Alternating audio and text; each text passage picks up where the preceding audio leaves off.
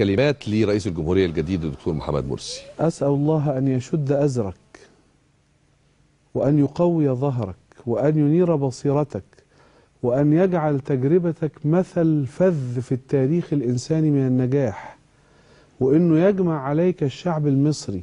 ولكني أقول لك إياك والذين يحاولون أن يهزوك الآن، يقول لك اختار معاك فلان وفلان وفلان فتصبح في إدارة متشاكسة. دول نفسهم اللي مش هيرحموك بكرة، ولكن اختار دلوقتي الناس اللي يساعدوك بجد ومخلصين بجد وتشتغل بيهم بجد ومعاهم بجد، لأن الناس لو استجبت لهم النهاردة مش هيرحموك بكرة وهيقولوا إنك فشلت، وهم الذين بسبب التشاكس هيبقوا أفشلوك.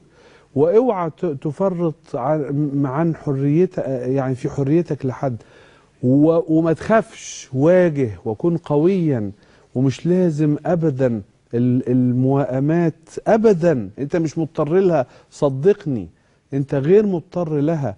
انت باذن الله تبارك وتعالى ان شاء الله اقوى انسان في مصر الان، والشعب المصري كله جنود لك بصدق الا قليلين إذا ما شعروا أنك مصمم على الاستقامة والصواب.